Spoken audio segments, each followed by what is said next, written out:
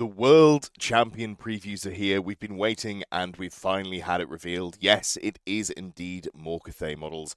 And there's some other bits and pieces that I think you can tweak to use in your Warhammer the Old World armies, depending on if you like chaos. All that and more, and I'm going to tell you why you shouldn't be worried about Cathay being a Sky Lantern 2.0 situation.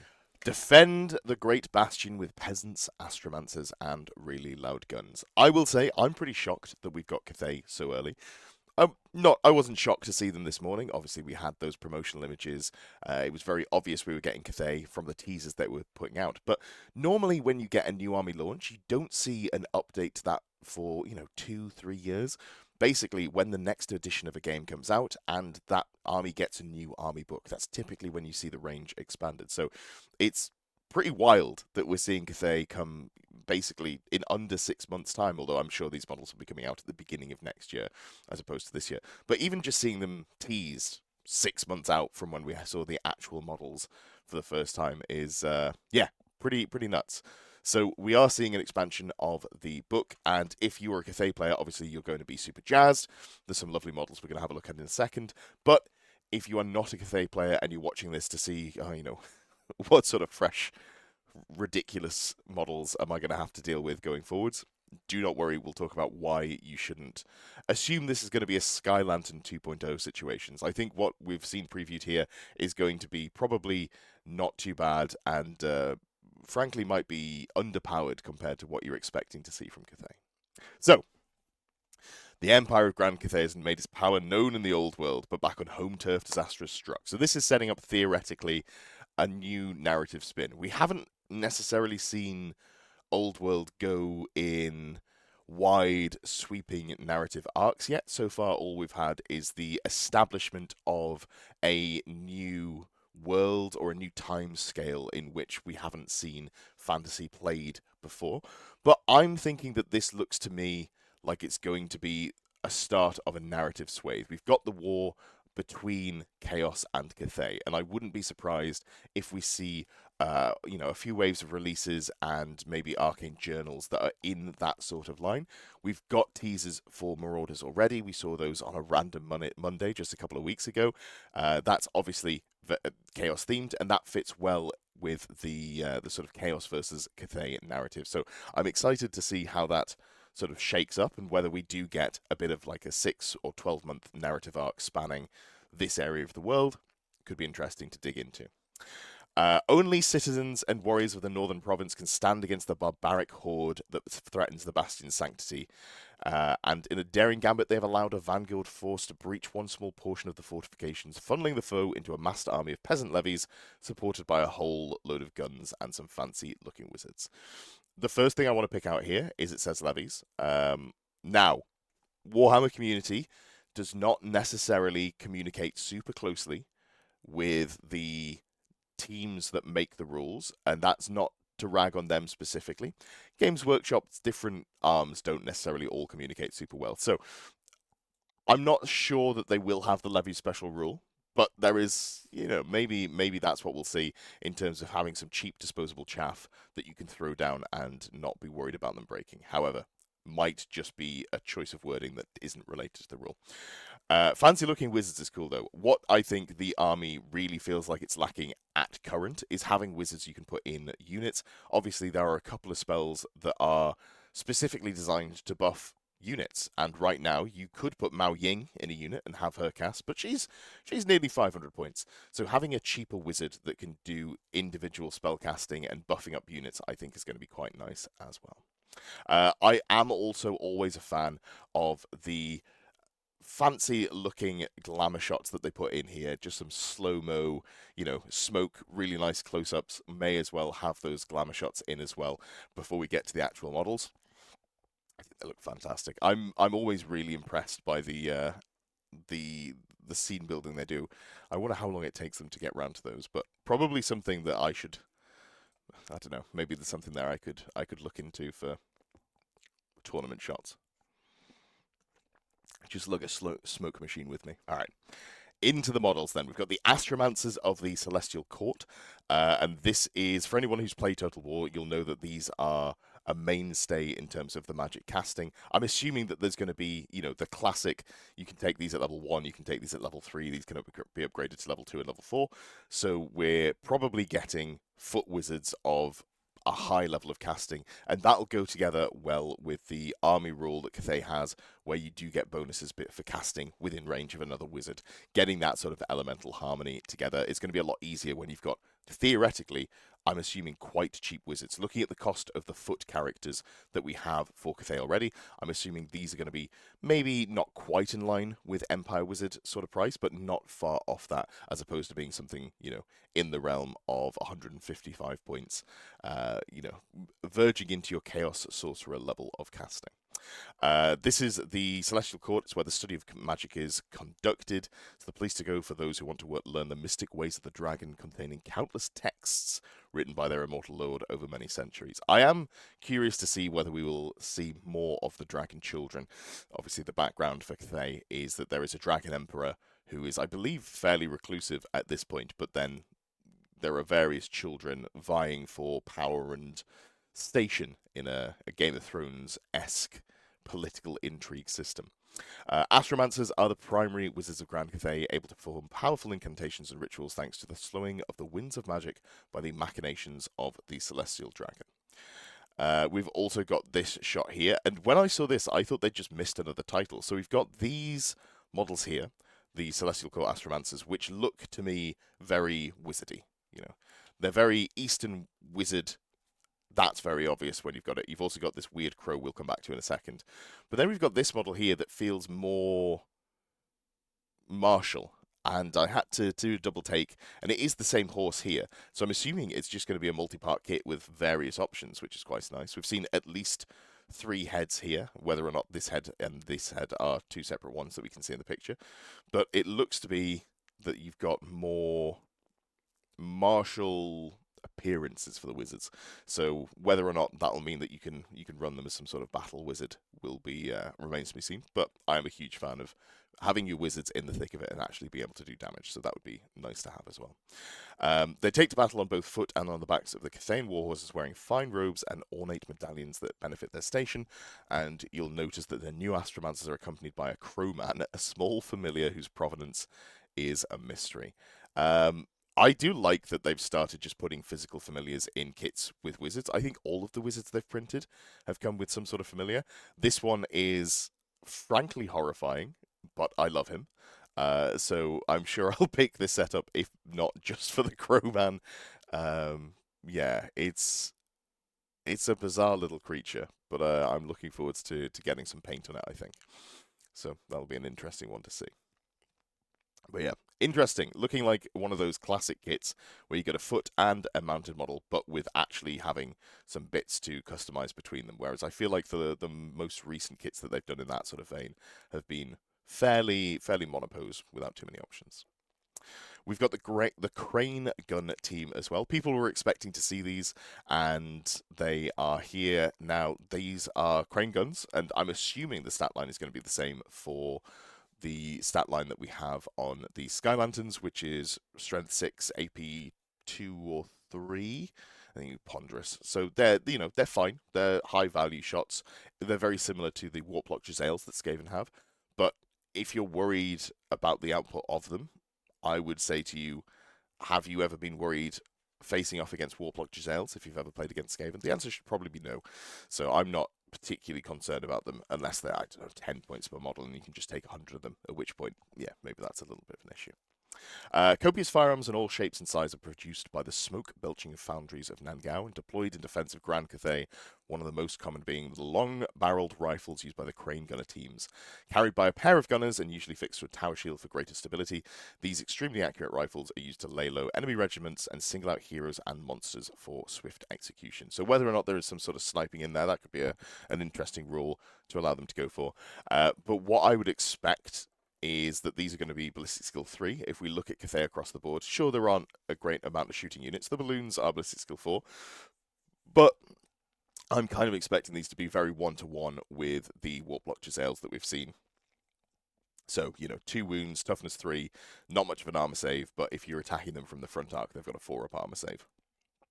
Yeah, these are cool models. I am hoping to see some of them on the tabletop because I think they look solid, and I think single shots at high strength are not something that's particularly terrifying in the game at the moment. So, looking forward to seeing these on the table. Now, the other thing we've got here in terms of ranged infantry are Iron Hail Gunners. And these things are, first of all, they've got them displayed in a set of 6. And when we go down to the army box, you can see that they come as a box of 12, or they inside of the conglomerate box they're releasing, they come as 12 models.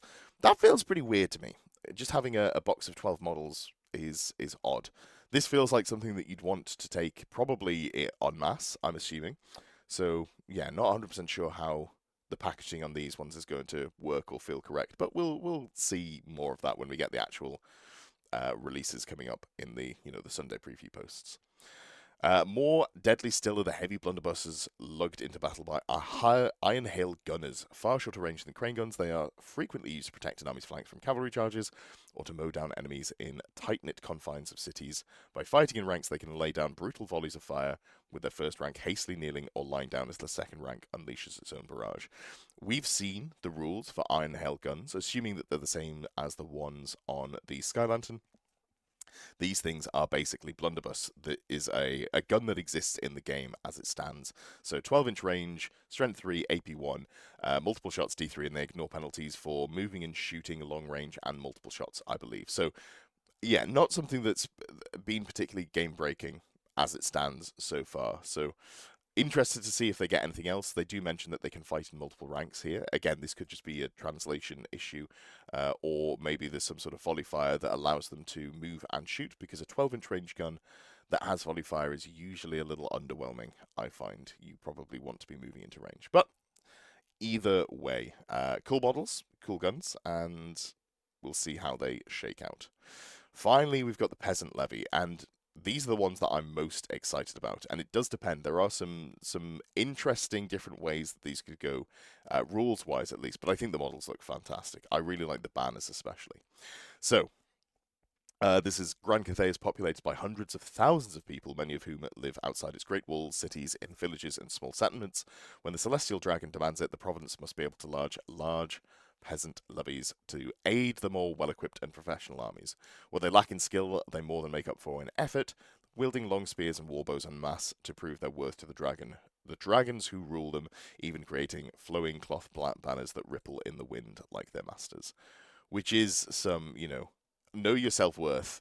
You need to girl boss your way out of there. But that aside, the models look fantastic. I think these look really, really solid. Like I said, I really like the banners. I love the the bow models here. I'm not 100% sure how useful infantry with spears is going to be, because you'll notice that they don't have shields. And cheaper infantry than the models we've got at the moment, would be great in terms of the Jade Warriors. But I'm not certain that something that looks like they're wearing no armor or maybe just light armor and not having a shield is going to fare. In 1.5, the parry save is king, so not having any ability to buff your save up there is a little bit of a problem. So we'll see what rules they come with, or maybe there are just shields on the back that I'm not seeing, because I can see that the unit champion's holding what appears to be a shield there. So perhaps they've all got shields on the back, and I'm making drama out of nothing. But yeah, spears but no shields is not where I want to go. Now, that said, bows. I'm a big fan of cheap infantry and bows. Hopefully they can, skirmish and just be peasant bowmen in terms of what you'd expect to see out Bretonians and do a very similar job. But if not, even without that, cheap bow infantry, just to hold a secondary point, put down some, a little bit of firepower over the course of the game is not too shabby. I believe it says they've got longbows, right? Oh no, so it says war bows, although those bows are pretty long. So I'm curious to see what rules they actually end up giving them, whether it's war bows or if they do end up being longbows, or their own sort of Cathayan bow, something special and different perhaps. How are we going to get these models? Well, they are going to come in a Defenders of the Great Bastion Army reinforcement set, which will be, I'm assuming, the only way to pick them up for, probably the first 3 months of 2026, assuming that they come out in maybe February, and then maybe around April. I wouldn't be surprised to see these kits dropped as their own individual pieces. It says you'll be able to muck in with the defense or expand your existing Grand Cathay army with Defenders of the Great Bastion Army reinforcement set. So we know that these come in at about £110 if you buy them retail, but make sure to buy, from a third party and get a discount if you have that available to you. Never pay full retail price for Warhammer if you can avoid it. It's an expensive hobby, so make it a little bit less expensive. Obviously, I've got a link to Element Games in the description below, but even if you don't use them, just make sure you're getting from some sort of third party and saving yourself some money. What does it come with? It comes with 53 models split between 2 heroes and a familiar, 8 crane gun teams, 12 Iron Hail gunners, and a mass of 30 peasant levy. So we normally see this as in, it's a box of each. So I'm assuming the way these are going to come is one box of 12 Iron Hail gunners, one box of 8 crane gun teams, one box of the 2 heroes, obviously, and then a single box with 30 peasants in as well. Interesting stuff there. The quantities are a little odd. 8 crane gunners seems like a weird amount to have, and 12 Iron Hail gunners feels like an odd amount to have as well. Although, depending on the cost of them, you're probably going to want them in units of about, I don't know, maybe 24 would be a good number, so maybe it ends up being, decent. But in terms of value for money, this feels fine. It's probably one of the better starter boxes if you're wanting to put an army together. You've got 3 boxes there. You've got some mainstay infantry and then some gunners and a couple of characters as well. I am expecting everything in this box to be quite cheap points-wise, so in terms of actually getting started and getting the most models for your buck, it's good, but then whether or not it ends up translating into a huge chunk of your army, that remains to be seen. And if any of the gunners are good, you may find people picking up a couple of boxes and then selling on like the peasant archers or something like that. So could be an easy way to pick up these on eBay or similar, or maybe splitting a box with a friend, depending on what you're both looking for. Arcane Journal, The Breaching of the Great Bastion. This is interesting. So this is the 3rd Arcane Journal for Cathay, but it's replacing some of the rules for them, but you'll still need all 3 Arcane Journals. This feels like a bit of a sloppy release to me. I don't know why they put out the 2nd Arcane Journal for Cathay, the Jade Fleet one, where they had an Army of Infamy in there that basically does nothing. It's like, here's your normal list of models, but also you can have Empire in the book as well, and then it's got some new items. I feel like they probably could have just combined them into 2 instead of it putting a 3rd out. That does feel pretty odd, but we have got 3, and as always, all of the rules are usually going to be available online, so I'm not too worried about a 3rd book. Profiles for all the above units will be present in the Arcane Journal, The Breaching of the Great Bastion, an upcoming 48-page supplement that focuses on the defense of the Grand Cathay by the common folk of the northern provinces, sticking to the 48 pages there. Provides a deeper look at the Empire and its people, a timeline of the Age of Dragons, descriptions of the Celestial Dragon's realm, and how magic is studied and used, and more details on the armies of Grand Cathay. So plenty of fluff in there, as you would expect to see, which is nice, given that they are a newer faction, I guess. Taking some time to establish them in the canon with plenty of more lore is worth doing. It also documents the mounting shadow of chaos, the assault on the Great Bastion, and the plans to quell the new threat. A new Cathay army list that replaces the original is included, which is good because otherwise things would just be a little bit sloppy. So that's going to clarify and neaten out what you can expect to see for Cathay, which is just going to be basically you can take all of the units. Whether that comes with restrictions for the stuff that's too good in Cathay as it stands, probably not. In terms of lead time on these books, things have to go to print pretty far ahead of time. So I think the latest things can go to print ahead of being published is something like 6 to 8 months for Games Workshop. They don't have, or last I heard, they don't have facility to do their own printing. So they outsource their printing to China, which means that, yeah, these were probably written before they saw the effect of the Sky Lanterns and cannons on the tabletop. So I'm not expecting this to be a balancing force, but the rumours on the street are that there is going to be an FAQ come January. So we'll see, and hopefully that brings the stuff that's too good for Cathay in line in times for them to get some new cool models and hopefully play in a different playstyle to what we have at the moment. There's also going to be a new Army of Infamy, Warriors of the Wind and Field, plus rules for Celestial Forged Armor, Masters of the Elemental Winds, and the Will of the Dragons. I read that and I went, sounds familiar. Pretty sure I've seen those before. So I had a quick look, and those are just the rules, the special army rules that you get for playing Cathay. I think they'll just be reprinting the same rules in this book, which is fine. But it's highlighted here as if it's new. I don't think there's anything new about these. I don't think they're being updated. I think it's literally that they're just reprinting the special rules to make sure that you've got everything kind of in one place, with the exception of the army, like the actual stat lines for the original Cathay units. So, yeah, I think this sounds like there's updates to them, but I think it's just the same stuff reprinted. There's a special narrative scenario, the Battle of Nanli, which gives you a chance to take on the Chaos Incursion with a grand army of peasants, which seems like a fair and balanced matchup in my mind. And that's that for Cathay. Some cool new models, way more than I was expecting to get anytime soon. I'm expecting to see these probably the beginning quarter of 2026. So I don't know that they typically put too much out in January, but January, February would be my expectation for these. I don't think we got a timeline in the live stream reveal. I didn't watch it, but I am pleased that I didn't because the audio issues were horrendous and they did go to a pause for quite a while. So very pleased to have not stayed up to see that one and just got my beauty sleep, which is obviously well needed.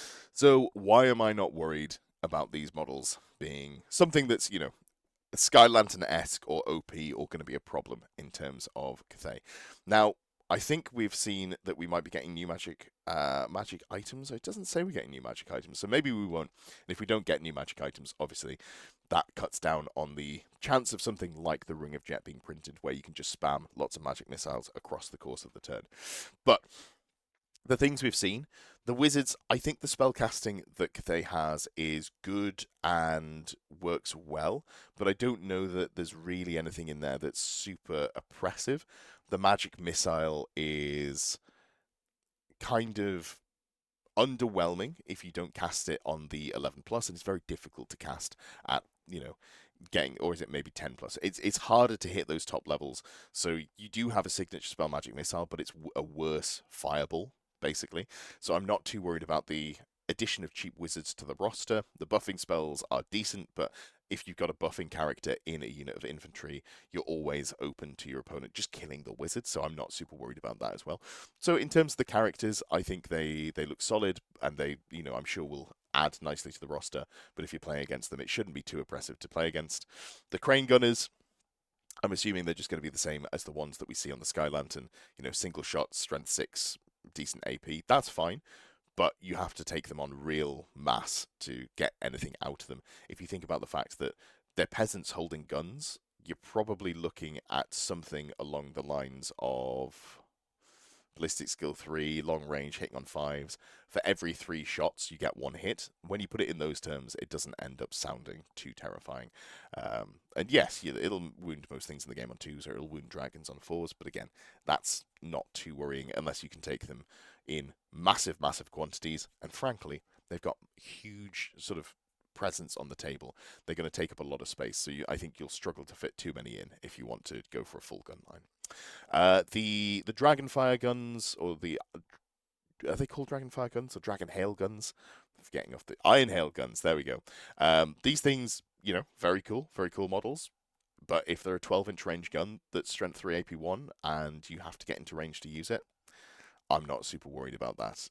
Maybe there's a world where we see some sort of teleporting or, flying brick of these running around the table causing havoc, but I don't think this is something that you need to worry about too much. This feels more like something you take because you like the models than being a super efficient choice. And then also the peasants. Again, if we don't have shields in here, you can make the troops as cheap as you want. I'm still going to be underwhelmed by their lack of ability to survive. Zombies are good because they're cheap and plentiful, and you can buff them up to 40. I don't feel like that's what we're going to see here for the peasants. So I do want to just record, just a quick 3 or 4 minute primer just to say, if you're worried about more Cathay releases and you're worried about what that might do to the game and what you're going to have to play against, I think these releases are not going to cause you any issue.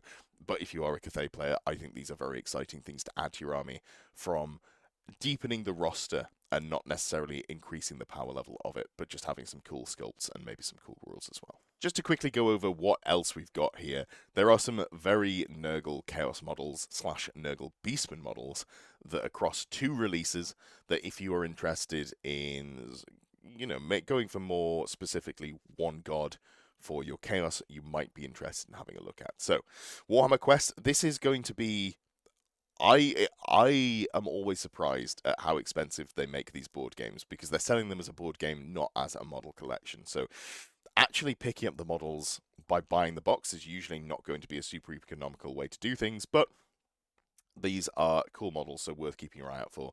People will be, selling the models individually, usually again through eBay, something like that. So keep your eye out for singles if you're looking for that sort of thing. We have seen these models already. We've got the definitely not Bretonnian model, a second definitely not Bretonnian model. We've got a third definitely not Bretonnian model, and then we've got a dwarf. All of these will fit quite nicely into your, respective armies or renegade crowns if you want to go down that line. So plenty of cool models there that we've seen already, but there's also a few other models. So there is a Forest Prince, which is, in my mind, would be perfect for using as a Wood Elf Lord on either a stag or just on an elven steed if you wanted to go down that line. I think that would be a very cool model. We've got Udir, who I think has no real applications for Old World. Maybe I'm wrong. Maybe you could do some sort of shaman. When they print Lore of Beasts, if they go back to the College of Magic, maybe he becomes a wizard you want to use for the Lore of Beasts, so maybe one that you want to pick up in, just to be prepared for when the Colleges of Magic become standardized in 2 to 10 years' time. But we'll see there. And then finally, we've got a Jade Wizard, who I think looks fantastic. This is a great druidic-looking wizard. I'm a big fan of this one, so I'm going to probably try and pick it up if I can. I do think it looks pretty fantastic there. And it comes with 2 familiars, one on the shoulder and then a little vine creature as a separate model there as well. Moving on, we have got the Chaos models I was talking about. I don't know that this one particularly fits. You could use it as a Nurgle Demon Prince, I'm sure. Again, not seeing anything super useful here, but we have a Shaman Foulhoof, and I think this is a really nice Beastman, Great Bray Shaman, or Bray Shaman that you could use if you wanted to have a little bit of variety in models. If you're playing Wild Herd, you'll very quickly realize that actually there's only a few models that you can use for Shaman. So having another one of these available is nice, and I do like the sculpt there. I'm a big fan of the Pestigore aesthetic, so it might be one that I pick up myself for my own Beastman army. Speaking of, a couple of some things you could use. Maybe these would work for like Nurgle Chaos Trolls if you wanted to use them for that sort of direction. And then these things are a little bit big, I think, probably, to be using for Old World, and the proportions look comical, I think. How small the legs and feet are compared to how big and bulky the bodies are. Not a huge fan of these personally, but if you like them, you could probably use them as some sort of, maybe like a Nurgle unit filler for some sort of unit there. Pox Wretches, these would be really nice Nurgle Marauders if you wanted to go down that line. Look nice and diseased. Pestigores, these could be fitted into some sort of release, some sort of Beastman army. Or again, if you wanted to go for some sort of Marauder Shambling Horde, you could use a model of like the Pox Wretches and the Pestigores and just have something that is a lot less disciplined and neat and cohesive than the new Marauder sculpt we've seen. So if you want to go down that route, I think that would be fine. And then who knows what you use Maya Kelpies for. But yeah, plenty of models in there. If you like Chaos and you like Nurgle, you can go for. And then let's have a quick look at the Maggotkin of Nurgle release that they're going to put out for Age of Sigmar. A couple of bits and pieces you could use in there. Like this model here on the bottom, you could probably convert into some sort of gigantic spawn of Nurgle if you wanted to do that. We've got some models on horses. These would be Chaos Knights of Nurgle if you want. They feel almost like comical in terms of the proportions. I'm personally not a fan, but if they speak to you, then great. That'll be something you can go for. I'm assuming they come as a set of 3, given that they've only shown 3 models here, so that might be pretty prohibitively expensive for you to pick up. And then we've got the Putrid Blight Kings. These could be used definitely as Chosen or regular Warriors of Chaos, and you can mix them in with the normal, they've called them Rot Swords here. So we've got some bulky Chaos Warrior sculpts that you could use there. Obviously, Chaos Warriors, Chaos players are spoiled for choice in terms of what they want to do with their infantry through official Games Workshop plastics. So this just gives you some more choices there if you want to go down that line. And then a standalone Pestigore release, which I'm a big fan of. Again, I really like the Nurgle Beastman aesthetic, and this model here especially feels very reminiscent of the old classic Pestigores with the big two-handed weapon over the head. So pretty cool to see these here. I might well pick some of these models up to mix in with my Beastman, depending on what I want to go with. Yeah, and I think that is about it for the models. Very nice.